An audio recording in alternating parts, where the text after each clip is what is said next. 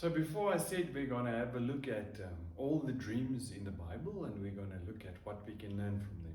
And there's a lot that can be learned, but I'm going to give my take on what I've learned, which is practical for me. And today we are actually going to look at the dream of Pharaoh, because there's a lot that we can learn from that dream. And obviously I won't be able to cover everything because I don't know everything, but I'm going to show you a few things that I learned. Now before we get to the dream of Pharaoh, there's a background that I need to just color in for you. So God spoke to Abraham and said to him that his descendants, they would be afflicted for 400 years. So as they entered into Egypt, it started, and then 400 years later, the affliction stopped, and then God said, I'm going to judge that nation. So I'm going to put it here, and I'll get back to that later. But God had made up his mind. He was going to judge Egypt.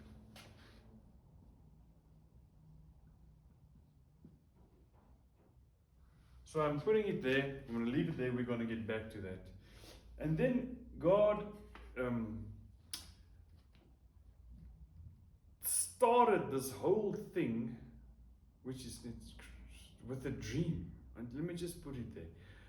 The whole thing that was just spinning and turning around a dream that God gave Pharaoh. Because after the dream, Joseph came in, and the nation of Israel, so to speak, well, which wasn't the nation yet, but they were going to become one. They came. God used the dream. It's amazing. So, but the first thing I want to say is here a Pharaoh, which is not an Israelite, and we don't know if he served the God of Israel. I doubt it. He gets a dream that's national.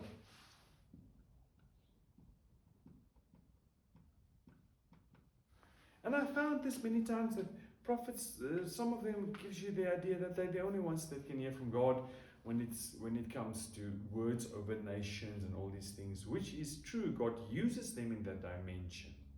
But if God needs to speak to a person on a national level, it does not need to be only a prophet. If God needs to speak to you, he can speak to you, anybody on any level. And here he's speaking, and this is not even a king known to serve him. He can speak to anybody, which is even more crazy than just saying it's his people. He can speak to anybody on any level. And that just shows us that God, if he needs to accomplish a purpose, he accomplishes his purposes. If he needs to get a message through to you, he'll get the message through to you. If he needs to, he'll do. So this is the first thing I want to say. If somebody gives you the idea that you cannot hear from God on a higher level or whatever you want to call it, I just want to say this. If God needs to speak to you on that level for a purpose, he will. That's not just for certain elect people. That's what I want to say first.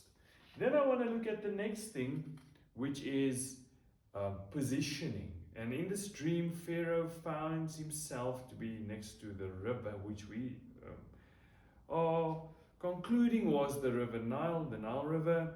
And where God positions you in a dream, it's very important. He wasn't in a house, he wasn't on a mountain, he wasn't on a horse. Where God positions you in a dream, if you're in a room, is it a light room, is it a dark room, whatever you want to say, this is important. Where God puts you in a dream.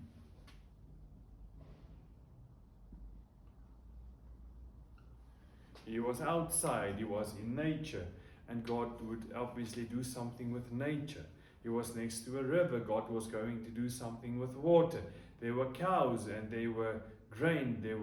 Both was food supply. Something was going to happen to the food supply. So where he was positioned is very important. And you need to always take careful note of where God positions you in a dream. So then we see, obviously, now that we understand the dream, we can dig more into it, but we know obviously that the river Nile were the source of life there. You can't live without water. You can't do agriculture without water. It would have been basically impossible. So the water is very important, because out of the water comes fatness, and then out of the water is coming thinness, if that's even a word. So the water is going to produce something. And we know, obviously, since we understand the meaning, that there would be fatness, a abundance coming from, because there would be water, and then the same source, which is no water, is going to produce the total opposite. So where he was seated, positioned, it's important in this dream. But looking at the dream, we find that he's only dreaming a problem, not a solution. And it bothers him, because he was wanting the solution. And that's what I like about Pharaoh. We can learn something from him. He wanted to know what's up. He did not want to just leave this a mystery. He wanted to solve this mystery. So I'm going to put it here.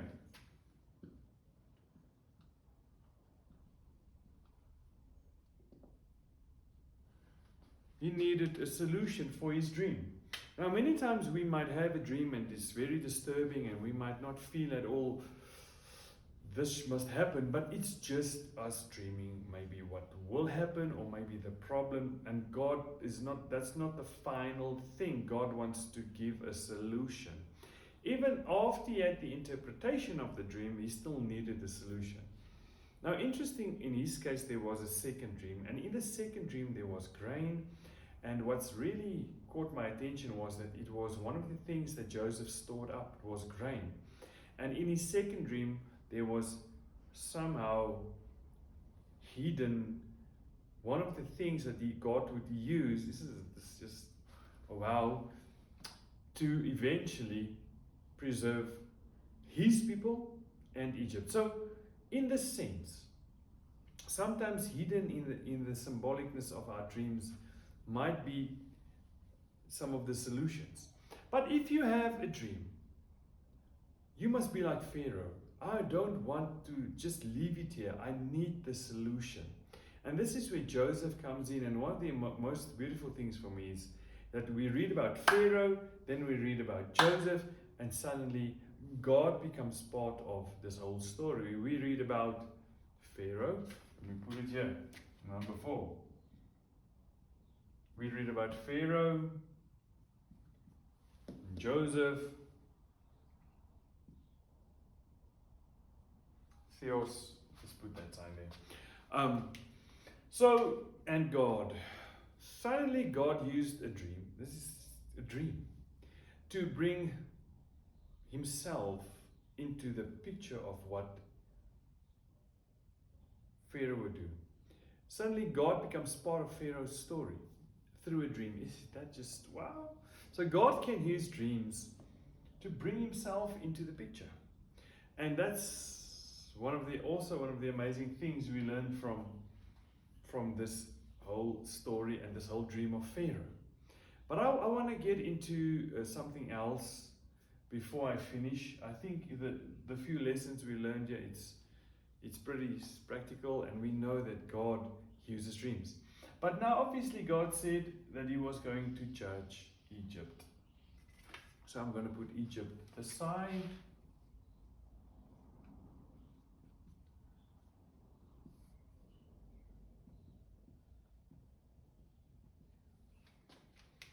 And what's interesting is God first brought his people into Egypt before he would judge them, and the way that they treated his people would be part of the reasons and part of how the causes for him judging that nation.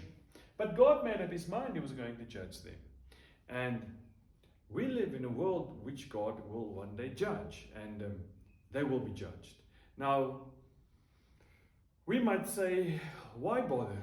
Why bother at all? This whole system will one day be judged. I'm not going to go into all the detail there now, but why bother? Why did God bother? Just judge the people. Now it brings these people close to a place that would be judged. But if we read here, despite of the fact that Egypt would be judged, God used this closeness of his people in that place to display his wonders, his signs. I'm going to put it here.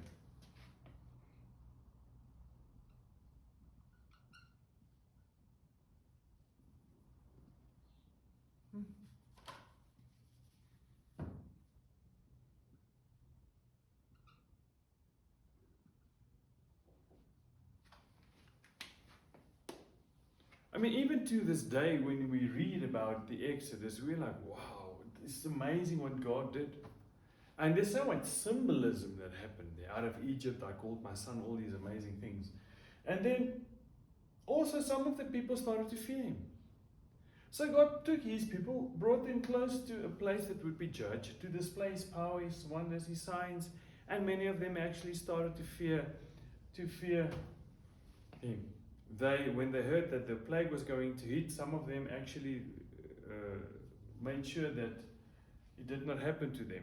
So they hit their cattle and those type of things. They actually started to fear the God of Israel. And what is the thing I want to say here? Is that God, even though he might one day judge the system, still brings us close to the system. And in that sense, he displays his wonders, his signs, and many get to fear him because his people is close to the system. His kingdom he brings close to the system. He's not afraid to come close to the system. And all of this, and one of the most wonderful displays of his power, this whole thing, and all of it started, this is just crazy stuff, all of it started, got initiated by a dream.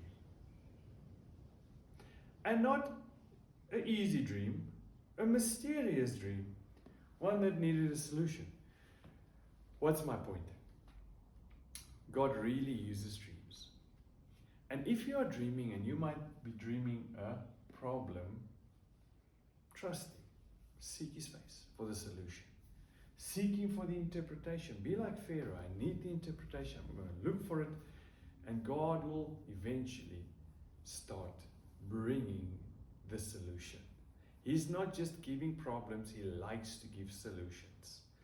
And all of this is just part of our journey, where we get revelation and we need revelation again to understand the revelation. So if you've ever heard about that, God gives you a revelation, you need a revelation to understand the revelation. This kind of explains it. But it's a beautiful story, a beautiful way God used the dream, and really displays how powerful a dream can be, and also tells us that God also gives the solutions.